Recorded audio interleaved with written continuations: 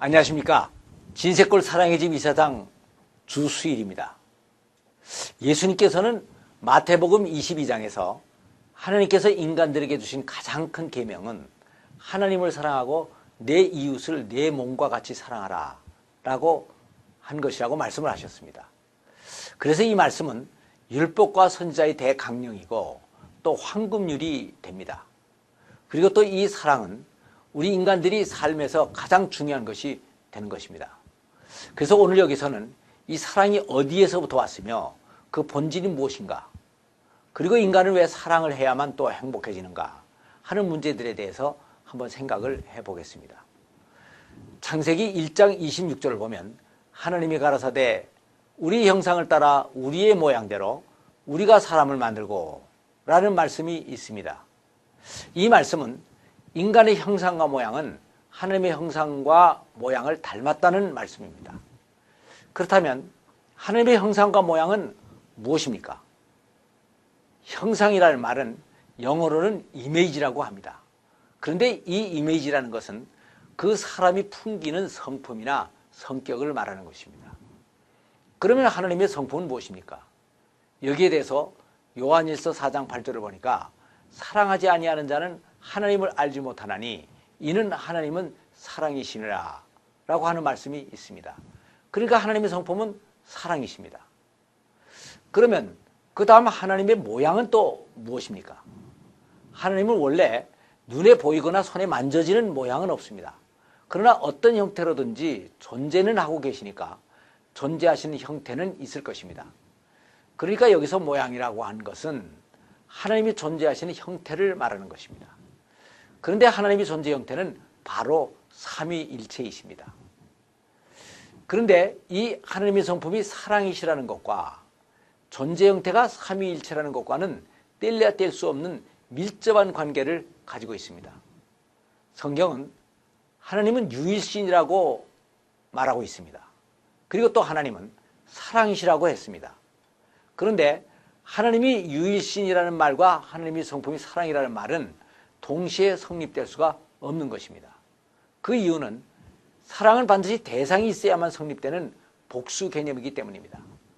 그래서 스스로 존재하시는 하나님은 이 두 가지 조건을 동시에 충족시킬 수 있는 자신의 존재 형태를 고안을 하셨습니다. 모든 피조물은 창조주가 창조한 대로 존재할 수밖에 없지만 스스로 존재하시는 창조주는 자기 존재 형태를 자기 스스로가 결정 지을 수가 있는 것입니다.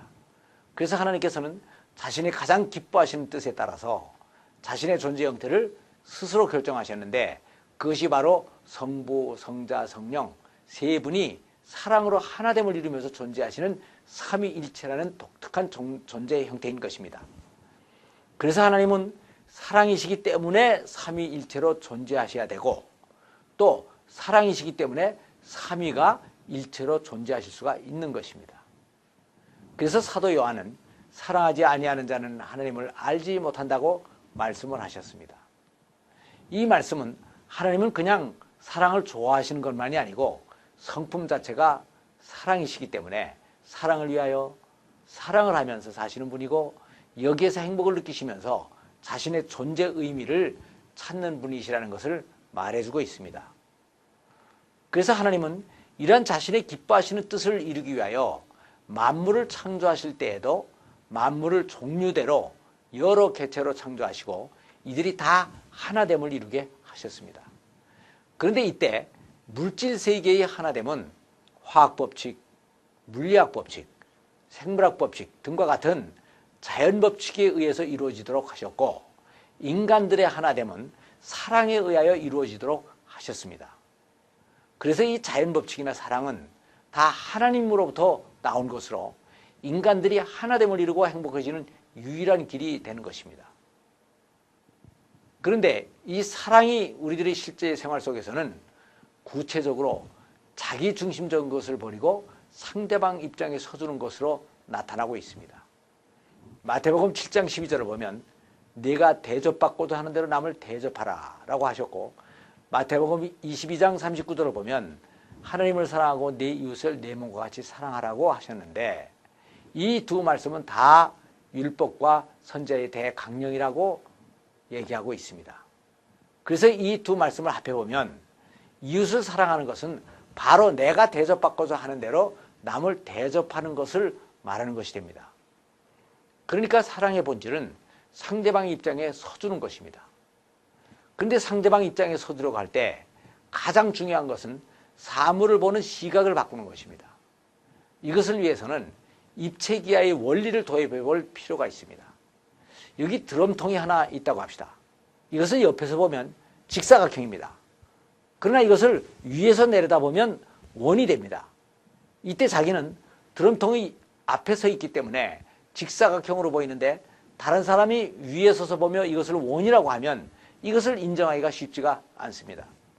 그러나 그 위치를 바꾸어서 상대방의 위치에 가서 보면 그것이 원이라는 것을 쉽게 인정할 수가 있게 되는 것입니다.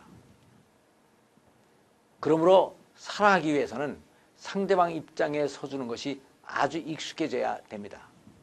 그래서 인격의 성숙도는 그 사람이 얼마나 상대방의 입장을 배려할 수 있느냐 하는 것으로 평가할 수가 있는 것입니다. 그런데 자기 고집을 버리고 상대방 중심적으로 된다는 것은 결코 쉽지가 않습니다. 특히 공부를 많이 하는 사람들일수록 논리가 분명하고 자기 주장이 더 강합니다. 그리고 자기가 늘 옳다고 생각을 합니다. 아닌 게 아니라 그들이 옳은 경우가 많이 있습니다.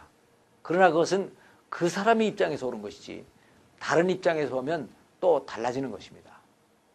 그러니까 사랑의 관점에서 보면 누가 더 옳으냐 하는 것이 중요한 것이 아니고 자기 입장을 얼마나 더 많이 양보할 수 있느냐 하는 것이 더 중요한 것입니다. 그래서 부부관계에서 학력이 더 높은 사람들이 이혼율이 높은 것이 바로 이러한 이유 때문인 것입니다. 부부 사이란 너무나 가까이 지내는 사이이기 때문에 상대방이 자기중심적인 것이 가장 잘 드러나는 관계입니다. 그런데 그것을 수용하지 못하고 서로를 지적하게 되면 문제가 심각해집니다.